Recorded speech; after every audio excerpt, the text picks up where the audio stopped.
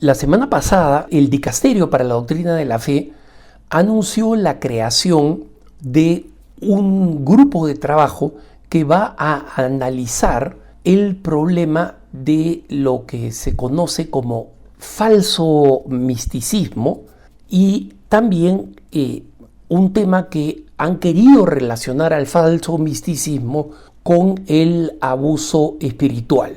Y la idea no es mala, pero hay algunos puntos de riesgo que espero que se eviten en esto y quiero auténticamente expresarlos. El tema del falso misticismo no es nuevo, lo proclamó el Papa Pío XII, que le puso este nombre y además lo rechazó porque era una época en que existía una tendencia muy fuerte en Francia, especialmente una corriente llamada jansenista, que ponía el acento en la necesidad de alcanzar el misticismo, que supuestamente era una relación completamente pura y completamente desligada de cualquier forma de devoción que fuera demasiado, entre comillas, tangible, ¿no? Los jansenistas, por ejemplo, se oponían ferozmente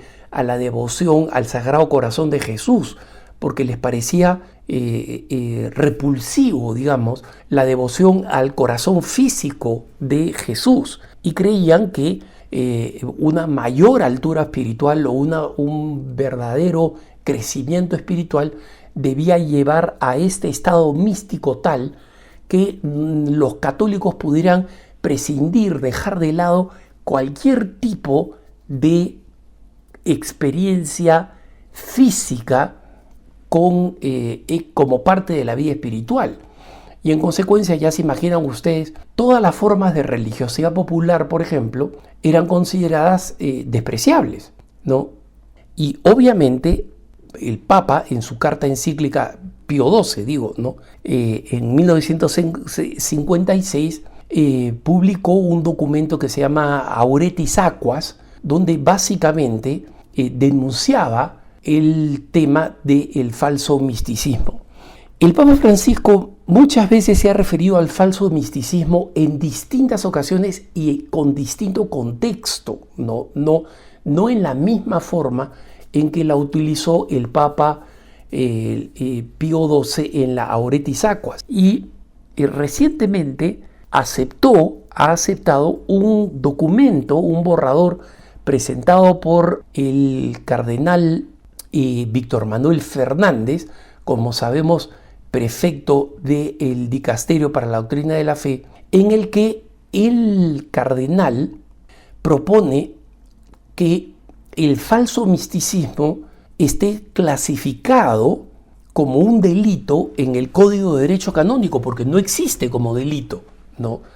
Y en el documento aceptado por el Papa, presentado por el cardenal Fernández, señala que aunque muchos canonistas se han referido al tema, este es un falso misticismo, etc., el cardenal Fernández, y siguiendo, dice él, la intención del Papa, se quiere que el falso misticismo esté de alguna manera codificado, es decir, descrito de una manera precisa y que tenga penas canónicas, ¿no?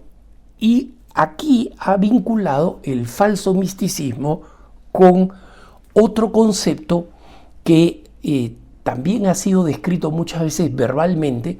El Papa Francisco lo ha señalado múltiples veces, pero el Papa quiere además que se conecte el falso misticismo con lo que se conoce como el abuso espiritual. Nosotros sabemos que en la Iglesia se ha denunciado y que está, digamos, canónicamente legislado el abuso físico, el abuso psicológico, el abuso mental, el abuso sexual.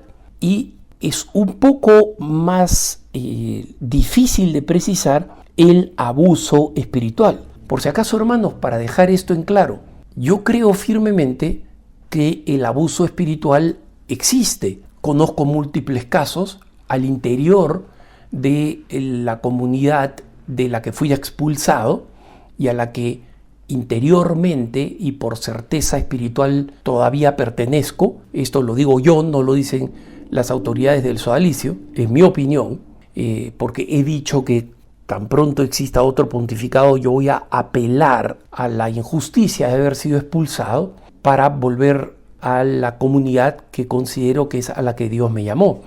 Pero volviendo al tema, yo creo que existe abuso espiritual, que ha existido abuso espiritual.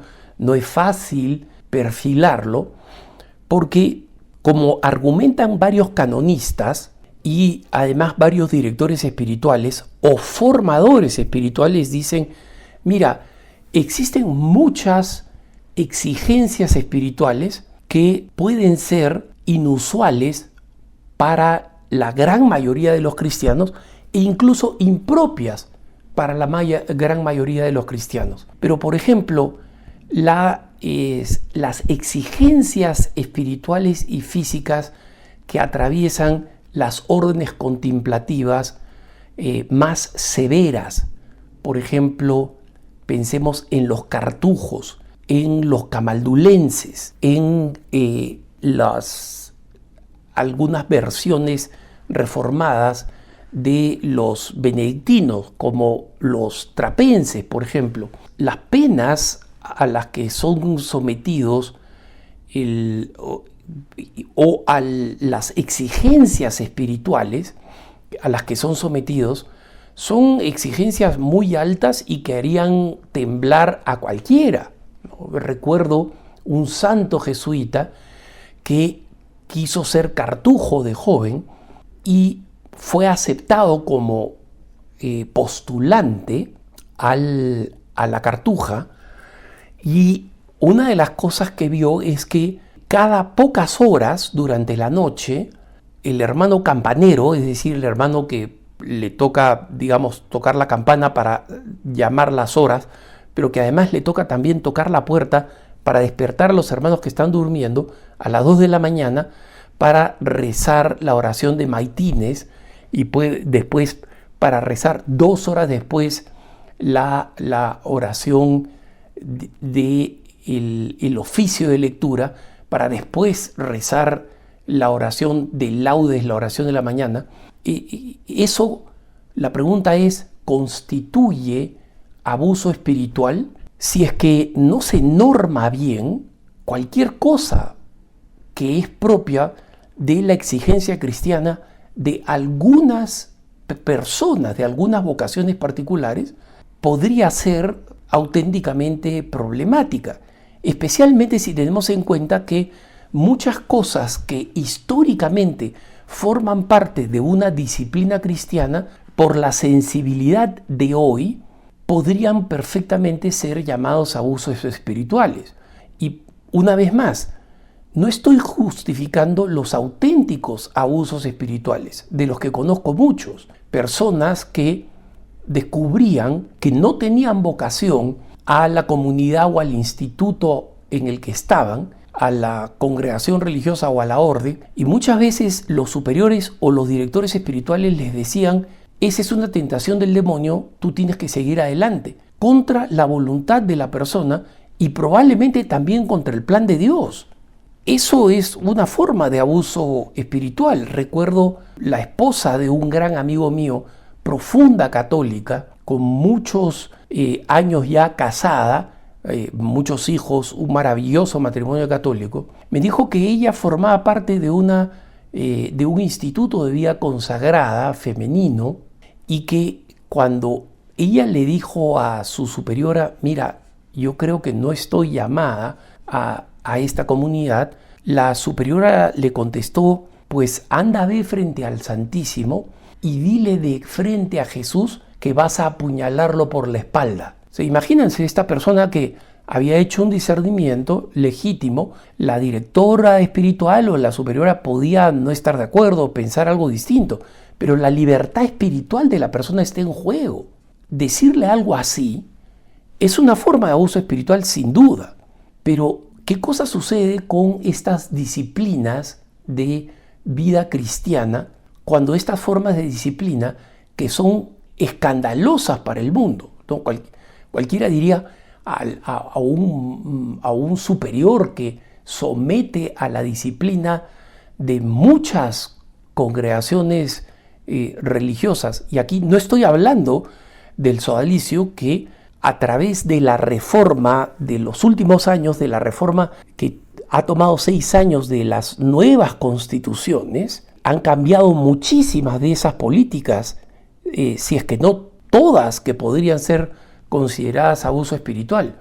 Pero hay muchas congregaciones que esta disciplina de ascética espiritual, donde sigue rigiendo el principio que recibieron de sus fundadores durante siglos, de que uno debe obedecer como si fuera ciego, sordo y mudo, es decir, la obediencia absoluta, porque esa es la voluntad de Dios.